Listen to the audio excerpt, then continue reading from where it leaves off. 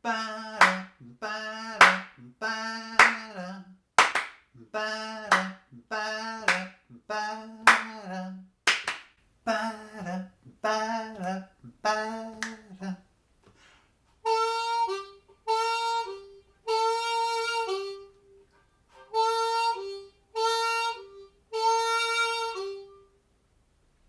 This is the Spoonful lick from Willie Dixon's composition Spoonful. I really like the Willie Dixon version of this song with Big Walter Horton on the harmonica. I'm going to get into different aspects of this song, but I want to begin with this lick. And it's a great lick for beginning blues harmonica players to get to learn and to master, because it forces you to nail that first step bend in your whole 3 draw.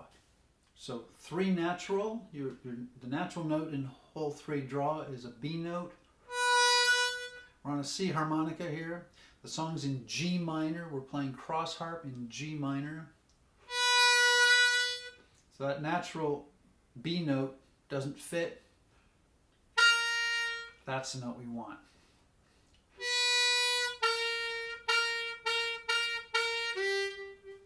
And you're playing off the natural note in 2 draw. So you're going from the bent note in hole 3 to the natural note in hole 2.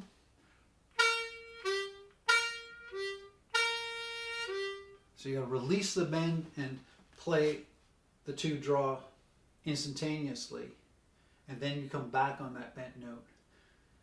So this is a very basic movement that becomes part of your repertoire of how you move around on the harmonica. And to play good, solid, powerful blues chops, you got to be able to make those movements from natural notes, natural draw notes to natural blow notes to bent draw notes, from a bent note in one hole to a bent note in the next. And it's all that.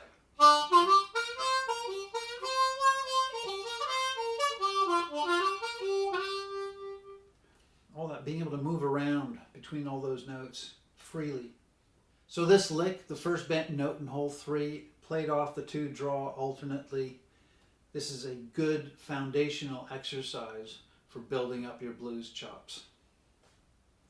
But it's not just the notes themselves.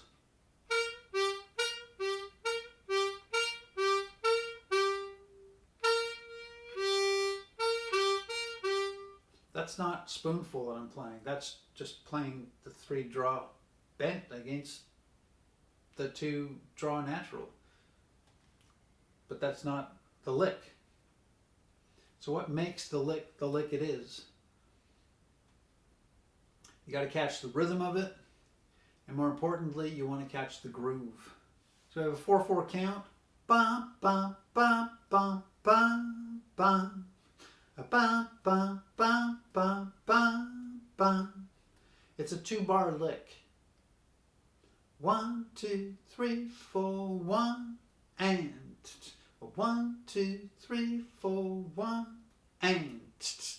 That timing, that last note when I call out and, that's very important. In the first bar you go spoonful, spoonful, da do da do. The notes are coming down on the beats. And the last time, ba, it's held, ba, da. So it's held, and then the last note comes on the end. It comes in between the second and third beats of the second lick. This is really important because that is what gives the movement in these notes. That's what makes this lick the lick it is.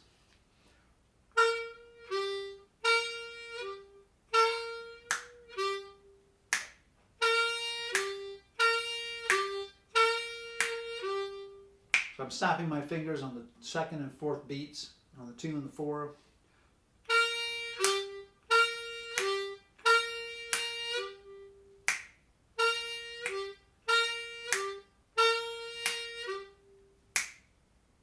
And you want to get that really, really solid. So you got to get the notes to pop out strong and clearly, and you want the groove to be felt very strongly.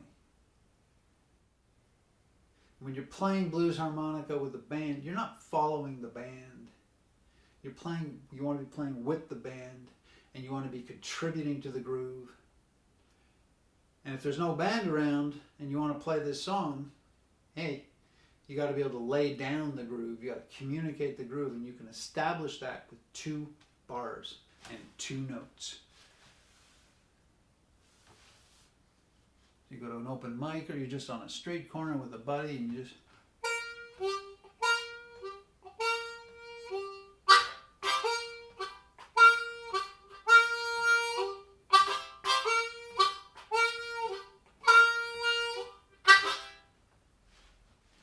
Now what I'm doing there at the end, Big Walter doesn't do. But the little shots, percussive shots.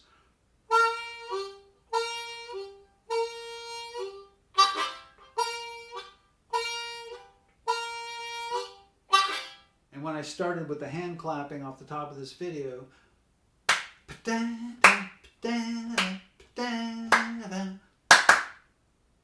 you hear this in the Willie Dixon recording. The drummer is doing this extra snap on the snare at the end of the lick, defining that lick as being fundamental to the song.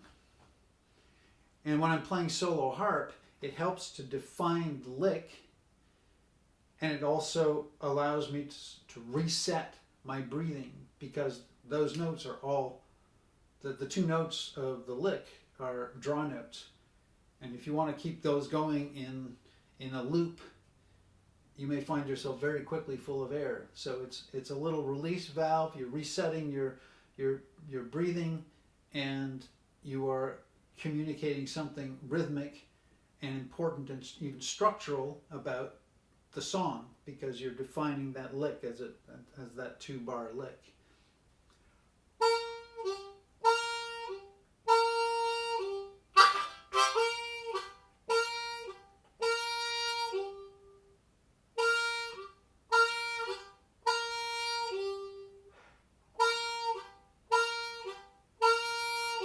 So I don't have to do that percussive thing, but it's kind of cool to be able to throw that in and give some percussion to the song as you're playing it. When you're playing this lick, I do it all on one intake. You don't ever stop bringing in that air. You're controlling how you're pulling in the air. Da, da, da, da, da.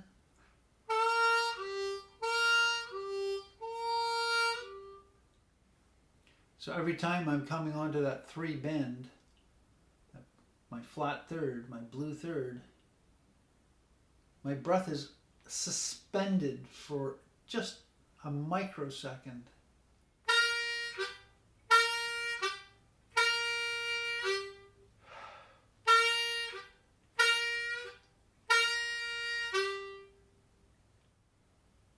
So it's at the end of the lick that I can blow some air out and reset my breathing. And as I mentioned earlier, you can add percussiveness to your playing as you're resetting your air.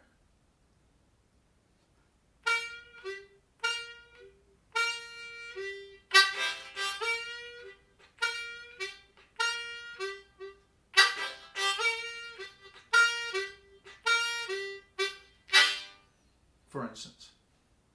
You don't have to, but you can. So as you're learning the lick and the groove, try to get that happening on a single intake of air. And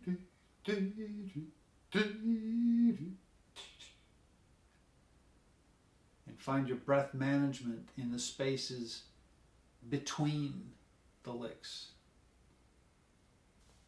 Now this song is interesting to look at as a composition. Blues are classically, by no means always, but classically, a circular form. Blues songs have a circular form.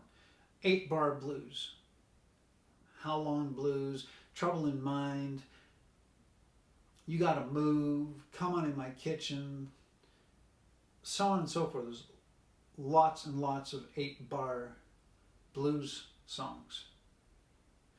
12-bar is the quintessential classic blues form.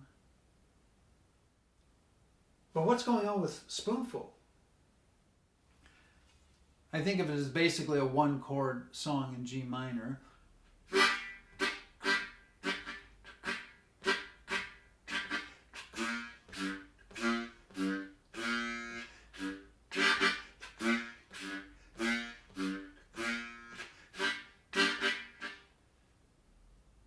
So you've got that B flat note that's really important, and you can actually play a B flat major chord there.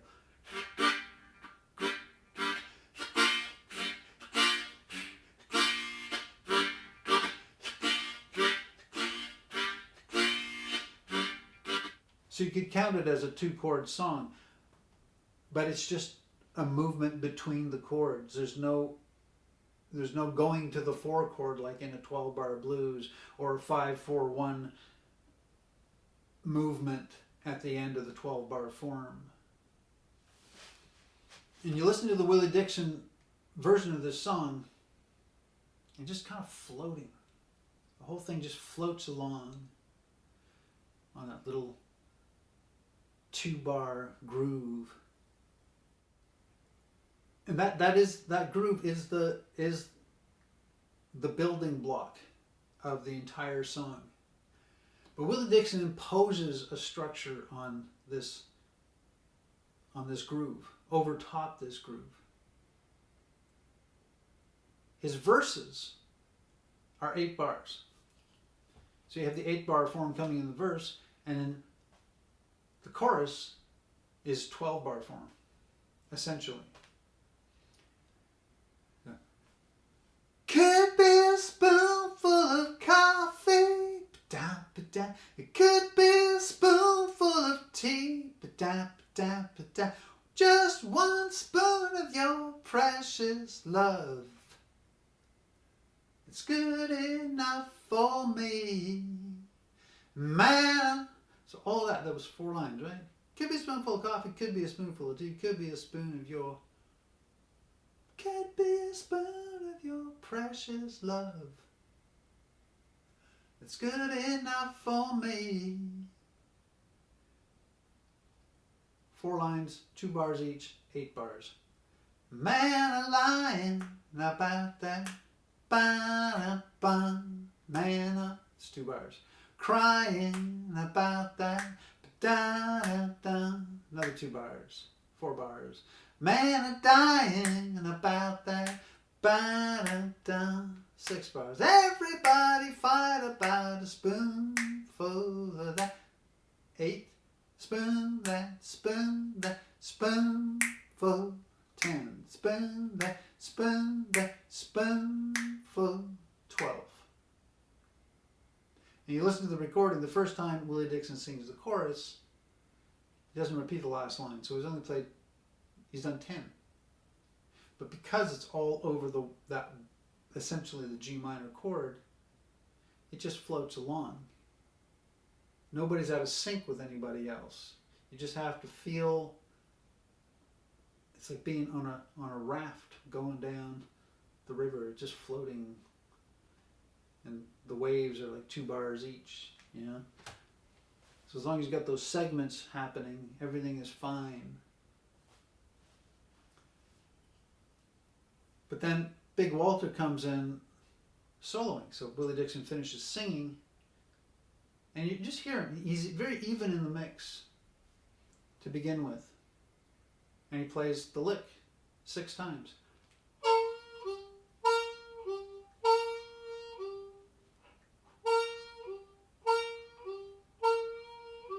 So 6 times, 2 bars, that's 12 bars. Then he launches into his ripping instrumental. It's like a crack of lightning, which starts with the first 2 notes of the Spoonful lick.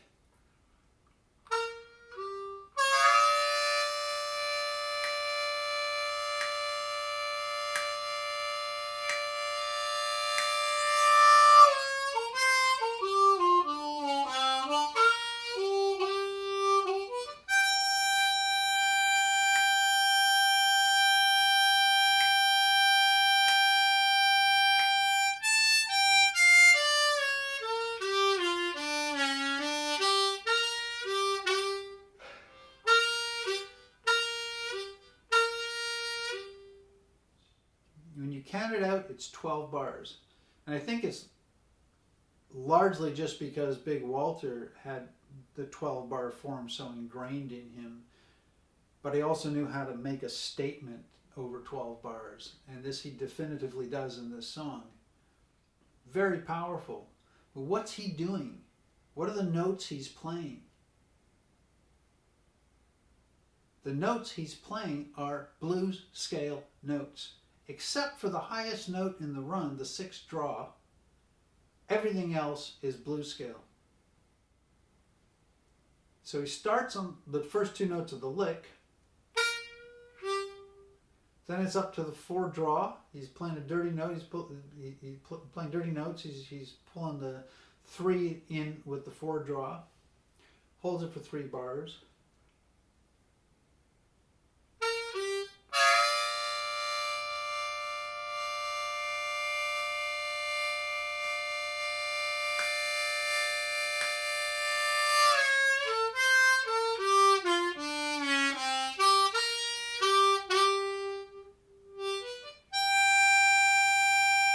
So just that's the first half of the solo.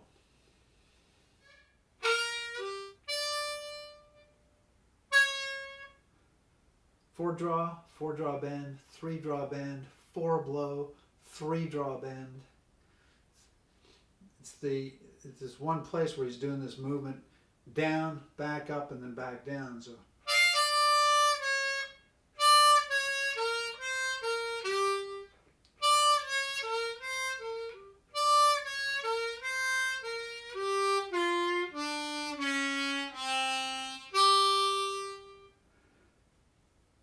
going down the blues scale.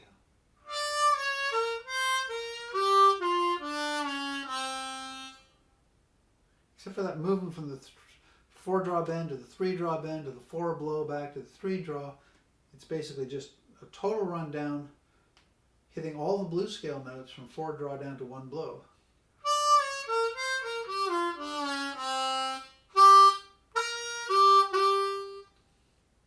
And then he goes back up to the 2 draw, 3 draw bend, 2 draw, 2 draw. Then he's going up an octave. He moves the whole thing up an octave. He does this little pass 2, 3, 4. I hear it's 2, 3, 4. You got to listen to Big Walter if you want to go and try to mimic what he's doing. I don't worry about mimicking Big Walter because life is too short and he's too great. So I just...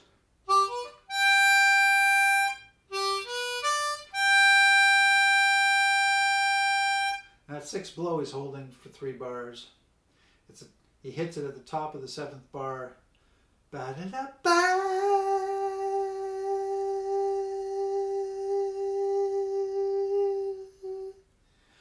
Ba-dee-boo-da-doo-da-boo-doo-ba-da-da-da.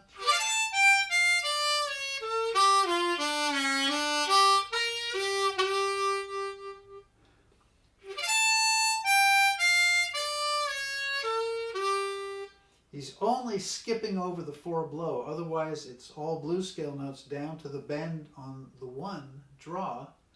He avoids the 1 blow as well.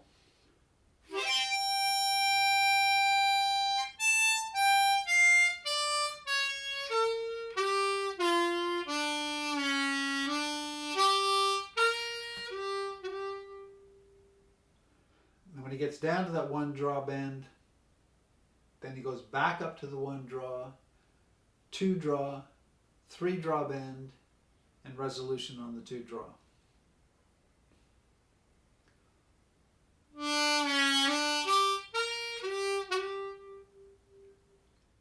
When you listen to the guitar and piano doing their instrumentals, they're more playing around. They're not really making a statement, I don't think, quite as much as Big Walter is. They're kind of playing around with melodic elements picked from the verses and playing the lick a bit and just keeping the whole, they're just keeping that groove going. They're stirring the pot, keeping it going. If you're working on your bent notes, or you're starting to get a handle on your bent notes, check out this song. It's not just about hitting those notes, but it's about capturing something of that groove. And then to hear that the structure is imposed on the song. It's because it's really built out of those 2-bar licks. You have the luxury of, you can hang on them a little bit longer. You know, at the end of his solo, Big Walter goes back on the lick, and Willie Dixon comes in right after that. He plays the lick once and Willie Dixon comes in, so you've got this extra 2 bars stuck in there. But it signals the end of his statement, and Willie Dixon knows it's time for him to sing again. He could have waited another 2 bars, but he didn't. And so it's one of those songs it's loose in the joints. But the beauty of that recording of it, I think, is just in that looseness, but it's that 2-bar groove that's uniting the band. But otherwise, the musicians all seem to be kind of floating in their own space, and yet there's coherence to the whole structure. And it makes for a really wonderful blues arrangement. The final little note on this, in Big Walter's day, overblowing was not part of the technical repertoire of blues harmonica players. So when he's getting to the top of his solo there,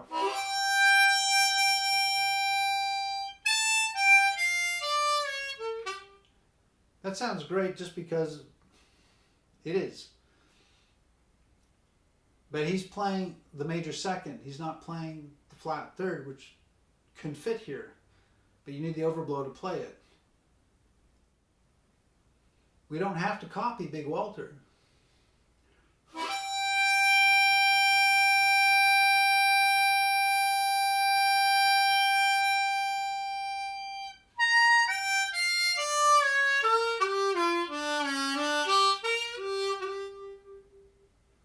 There I've only changed one note.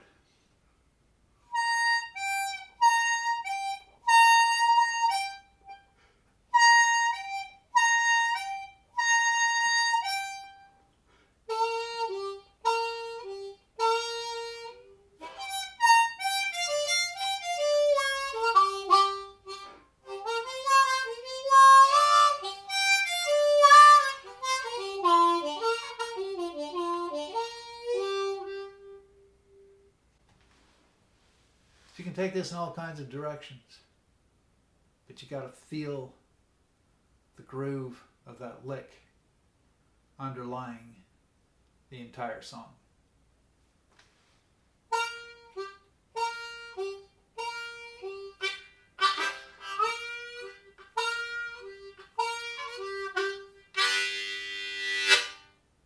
All right, good luck with that.